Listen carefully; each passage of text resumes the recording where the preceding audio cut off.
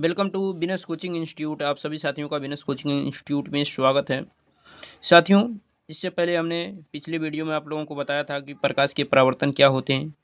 वो बहुत ही एक इंटरेस्टिंग टॉपिक है और एक इंटरेस्टिंग टॉपिक होने के साथ साथ ये हमारे लाइफ से कनेक्टेड भी है। तो उसमें हमने बहुत सारी चीज़ों को बताया था। प्रकाश के परावर्तन क्या है, प्रकाश क्या है, उसके बाद हमने आपको बताया था कि दर्पण क्या है, फिर हमने बताया था कि दर्पण के प्रकार कितने होते हैं। तो उन सारी चीज़ों को हमने पिछले वीडियो में बताया है। तो जो लोग उस वीडियो को अगर नहीं देखे हो तो उसको ज़रूर देख लें, क्योंकि उसको देखने के बाद ही ये वीडियो की सारी चीज़ें अच्छी तरीके से आपको समझ में आ जाएंगी। तो चलते हैं, शुरुआत करते हैं। सबसे पहले आप हेडिंग देख रहे हैं, आपके स्क्रीन पर ये हेडिंग दिखाई दे रही होगी कि गोलीय दर्पण। गोलीय दर्पण यानी जिसको हम बोलते हैं स्फेरिकल मिरर। ये गोली दर्पण होता क्या है, सबसे पहले हम ये समझेंगे। तो आप नीचे दो फिगर देख रहे हैं। गोली दर्पण क्या होता है कि कांच के खोखले गोले का भाग होता है। गोली दर्पण क्या होता है, कांच के खोखले गोले का भाग होता है। इसको हम क्या करें, अगर ये कांच का खोखला गोला आप देख रहे हैं, ठीक है, इस कांच के खोखले गोले को हम क्या करेंगे, यहाँ से काट देंगे। काटने का मतलब क्या है कि इस पॉइंट से, यहाँ से और यहाँ से हम क्या करेंगे, इसको काट देंगे, ठीक है ना।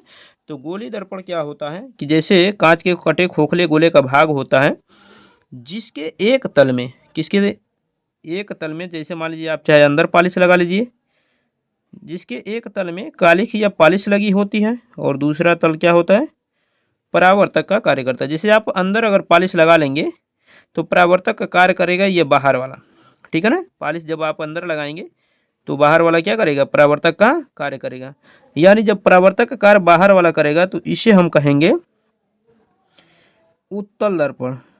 कौन सा दर्पण, उत्तल दर्पण,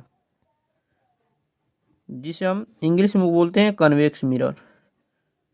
कन्वेक्स मिरर, ठीक है ना, ये है उत्तल दर्पण। और अगर पॉलिश आप क्या करते हैं, यही कांच का टुकड़ा है जिसको आपने क्या किया, यहाँ से काटा, यहाँ से काटा, और पॉलिश आपने क्या किया, उभरे हुए भाग पर लगा दिया।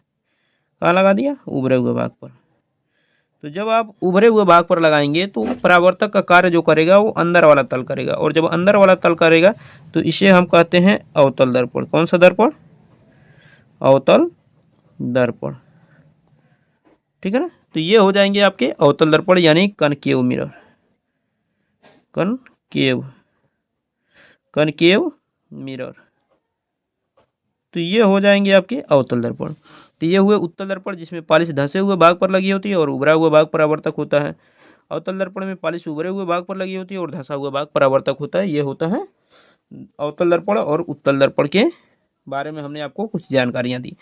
अब देखिए दर्पण में क्या होता है कि दर्पण में कुछ पॉइंट भी हमें ध्यान रखना होता है, क्योंकि उसी पॉइंट के थ्रू हम क्या करते हैं कि दर्पण द्वारा जो बहुत सारे इमेजेज बनते हैं, फिगर जो बनते हैं, उनको हम फाइंड आउट करते हैं। तो सबसे पहले उन पॉइंटों को एक एक करके समझते हैं, फिर उसके दर्पण के फार्मूले पर, उनके सवालों के ऊपर हम डिस्कशन करेंगे।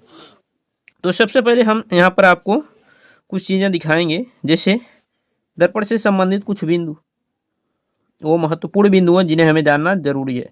सबसे पहला बिंदु है दर्पण का ध्रुव। सबसे पहला क्या है, दर्पण का ध्रुव, ठीक है ना। सबसे पहले हम क्या समझेंगे, दर्पण का ध्रुव को समझेंगे। तो चलिए यहाँ देखिए, हमें समझना है दर्पण का ध्रुव। दर्पण का ध्रुव क्या होता है कि जैसे ये है दर्पण, अब दर्पण में हम क्या करते हैं, इस पर पॉलिश ऊपर लगा देते हैं तो ये बन जाता है आपका अवतल दर्पण।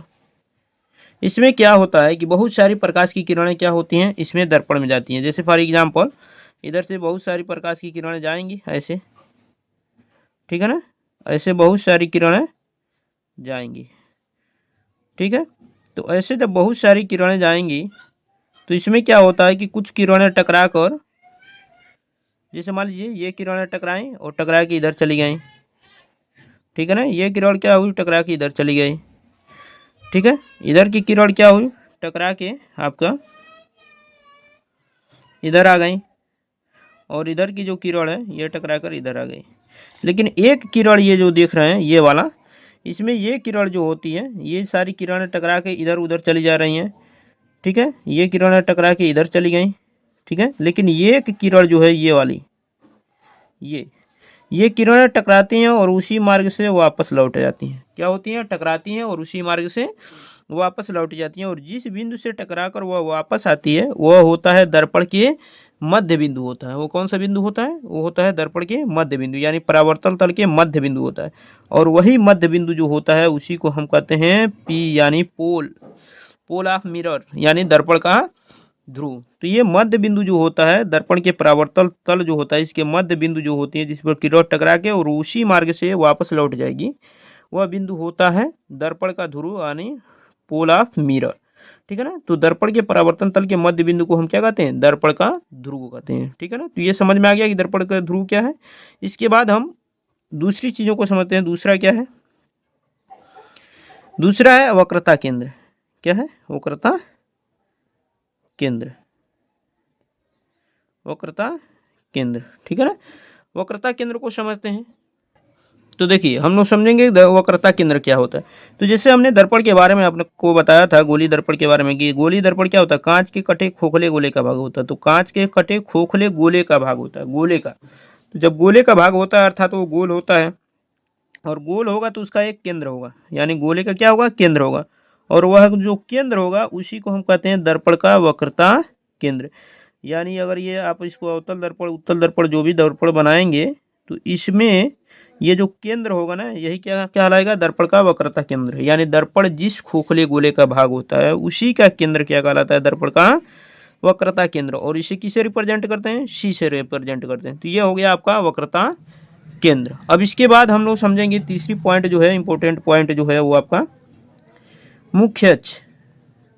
मुख्य अक्ष यानी प्रिंसिपल एक्सिस। तो मुख्य अक्ष को समझते हैं। मुख्य अक्ष क्या है? देखिए मुख्य अक्ष क्या है कि ये दर्पण है, और दर्पण में ये कौन सा दर्पण है? चाहे अवतल हो उत्तल हो, कोई दर्पण हो, उसमें कोई विशेष मतलब नहीं है, लेकिन ये अवतल दर्पण है। इसमें क्या होता है कि दर्पण का ये क्या होता है? वक्रता केंद्र होता है, जिसको यहाँ से रिप्रेजेंट किया गया सी से। तो मुख्य अक्ष क्या होता है कि दर्पण की वक्रता केंद्र जो है इससे होकर जाने वाली सीधी रेखा, दर्पण की वक्रता केंद्र से होकर जाने वाली जो सीधी रेखा होती है ध्रुव से होते हुए, तो वही क्या कहलाएगी? यहाँ ध्रुव है, यहाँ वक्रता केंद्र है। यानी दर्पण के ध्रुव और वक्रता केंद्र से होकर जो सीधी रेखा जाएगी वही क्या कहलाएगी? मुख्य अक्ष कहलाएगी। यानी ये रेखा क्या कहलाएगी? मुख्य अक्ष। आपको हमने क्या बताया कि दर्पण के वक्रता केंद्र और उसके ध्रुव से होकर जाने वाली रेखा क्या कहलाएगी? मुख्य अक्ष कहलाएगी। ठीक है ना। उसके बाद चौथे नंबर पे बात करते हैं वक्रता त्रिज्या। क्या कहते हैं? वक्रता त्रिज्या। ठीक है ना। अब वक्रता त्रिज्या को समझेंगे कि वक्रता त्रिज्या क्या। चलिए समझते हैं वक्रता त्रिज्या क्या है। कि ये देख रहे हैं आप, ये केंद्र है दर्पण का, ये अवतल दर्पण हमने बता दिया, पॉलिश लगा दिया इधर। ठीक है ना। वक्रता त्रिज्या क्या होती है? तो वक्रता त्रिज्या जो होती है दर्पण के वक्रता केंद्र और यहाँ पर है दर्पण का ध्रुव। तो दर्पण के वक्रता केंद्र और दर्पण के ध्रुव के बीच की जो दूरी होती है वही क्या कहलाती है? वक्रता त्रिज्या कहलाती है। और इसे हम किससे रिप्रेजेंट करते हैं? आर से रिप्रेजेंट करते हैं। ठीक है ना। यानी दर्पण के ध्रुव और वक्रता केंद्र के बीच की जो दूरी होती है वही वक्रता त्रिज्या होती है, और इसे हम आर से रिप्रेजेंट करते हैं। अब इसके बाद इसके आगे के पॉइंटों को समझेंगे।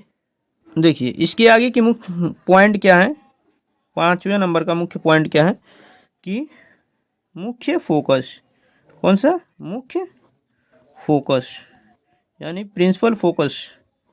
तो मुख्य फोकस क्या है उसको हम समझेंगे कि प्रिंसिपल फोकस।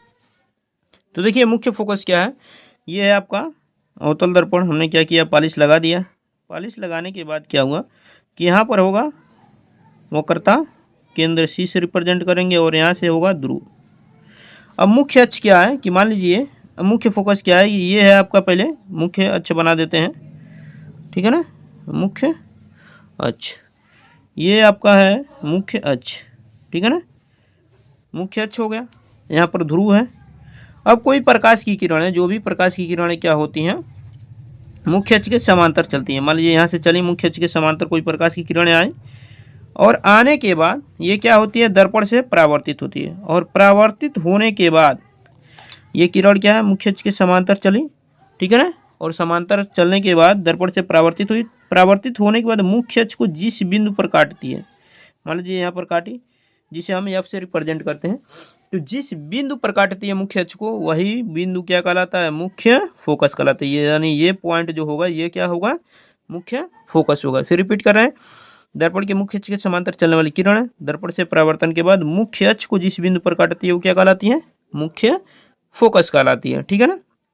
अब इसके बाद समझेंगे अगला पॉइंट जो है वो है फोकस दूरी। क्या है, फोकस दूरी यानी फोकल लेंथ। तो फोकस दूरी क्या है उसको हम लोग समझेंगे। चलिए फोकस दूरी को समझते हैं। फोकस दूरी क्या है कि ये एक आपका अवतल दर्पण है, हम क्या कर रहे हैं, पॉलिश लगा दे रहे हैं। यहाँ पर आपको मुख्य अक्ष बताए गए हैं, मुख्य अक्ष यहाँ से हम क्या किए, मुख्य अक्ष बना लिए। यहाँ पर प्रकाशिक केंद्र हो जाएगा, सॉरी प्रकाशिक केंद्र नहीं, वक्रता केंद्र, और यहाँ पर ध्रुव हो जाएगा। हमने क्या दिखाया आपको कि मुख्य अक्ष के समांतर कुछ किरणें जा रही हैं, यहाँ से मुख्य अक्ष के समांतर किरणें आ रही हैं और फिर क्या कर रही हैं, वो दर्पण से परावर्तित हो रही हैं और परावर्तित होकर मुख्य अक्ष को किसी पॉइंट पे काट रही हैं। जिस पॉइंट पे काट रही हैं उसे तो कहते हैं मुख्य फोकस। लेकिन मुख्य फोकस और ध्रुव, यह मुख्य फोकस और यह है ध्रुव, इनके बीच की जो दूरी होती है उसे हम कहते हैं फोकस दूरी। और इस दूरी को हम रिप्रेजेंट करते हैं स्मॉल एफ से। किससे, स्मॉल एफ से, यानी कैपिटल एफ और पी के बीच की जो दूरी होती है उसे कहते हैं हम फोकस दूरी। और यही फोकस दूरी होती है जिसे हम स्मॉल एफ से रिप्रेजेंट करते हैं। तो इस प्रकार दर्पण से संबंधित ये 6 मुख्य पॉइंट थे जिनके बगैर जाने आप क्या कर सकते हैं, दर्पण को अच्छी तरीके से नहीं समझ सकते हैं। एक बार रिपीट कर दे रहे हैं। सबसे पहला है दर्पण का ध्रुव। दर्पण का ध्रुव हमने क्या बताया कि दर्पण के परावर्तन तल के मध्य बिंदु को हम क्या कहते हैं, दर्पण का ध्रुव कहते हैं। इससे पी से रिप्रेजेंट करते हैं। ठीक है। उसके बाद हमने बताया वक्रता केंद्र। दर्पण जिस खोखले गोले का भाग होता है वह केंद्र क्या कहलाता है, दर्पण का वक्रता केंद्र कहलाता है। उसके बाद मुख्य अक्ष की हमने बात किया कि दर्पण के वक्रता केंद्र और मुख्य ध्रुव, दर्पण के ध्रुव और वक्रता केंद्र को मिलाने वाली जो सीधी रेखा होती है वो क्या कहलाती है, मुख्य फोकस कहलाती, मुख्य अक्ष कहलाती है। उसके बाद बात करेंगे वक्रता त्रिज्या। हमने क्या बताया कि प्रकाश दर्पण के ध्रुव और वक्रता केंद्र के बीच की जो दूरी होती है वो क्या कहलाती है, वक्रता त्रिज्या। मुख्य फोकस हमने क्या बताया कि दर्पण के मुख्य अक्ष के समांतर चलने वाली किरणें दर्पण से परावर्तन के बाद मुख्य अक्ष को जिस बिंदु पर काटती हैं वह बिंदु क्या कहलाता है, मुख्य फोकस कहलाता है। उसके बाद हमने क्या बताया कि फोकस दूरी क्या होती है, कि हमने क्या बताया कि दर्पण के मुख्य अक्ष के समांतर चलने वाली किरणें दर्पण से परावर्तन के बाद मुख्य अक्ष को जिस बिंदु पर काटती है ना, तो मुख्य फोकस और ध्रुव के बीच की जो दूरी होती है उसे हम कहते हैं दर्पण की फोकस दूरी। ठीक है ना। तो ये 6 चीज़ें हैं, बगैर इन 6 चीज़ों को जाने आप दर्पण को अच्छी तरीके से समझ नहीं सकते हैं। उनके जो सवाल हैं, उनके जो फार्मूले हैं उनको हम सॉल्व नहीं कर सकते हैं। आपकी जानकारी के लिए एक चीज़ और बता दें कि दर्पण में जो भी आप देखेंगे, वस्तु को रखेंगे, उसका प्रतिबिंब बनेगा, सवाल आएंगे, उन सारी चीज़ों को सॉल्व करने के लिए सबसे इम्पोर्टेंट पॉइंट इन 6 बिंदुओं को जानना होगा। ठीक है ना। क्योंकि सारी दूरियां जो भी हम नापेंगे इस ध्रुव से ही नापेंगे, दर्पण के ध्रुव से ही सारी दूरियों को नापेंगे। उसमें फोकस दूरी आएंगी, वक्रता केंद्र आएंगे, ठीक है ना, प्रतिबिंब कहाँ बनेंगे, इन सारी चीज़ों को हम क्या करेंगे, इस ध्रुव से ही नापेंगे। इसलिए इन पॉइंटों को बगैर जाने हम दर्पण को नहीं समझ सकते। ठीक है ना। तो इसके बाद हम दर्पण से संबंधित और भी जो प्रतिबिंब कैसे बनते हैं, उनके रूल क्या हैं, उसके बाद उनके सवाल क्या होते हैं, दर्पण का और हमारे जीवन में उपयोग क्या है, उन सारी चीज़ों को हम नेक्स्ट वीडियो में डिस्कशन करेंगे। तब तक अपना ख्याल रखिए, मिलते हैं नेक्स्ट वीडियो में। तब तक के लिए अपना ख्याल रखिए। जो लोग चैनल पे नए हों चैनल को सब्सक्राइब करें। धन्यवाद।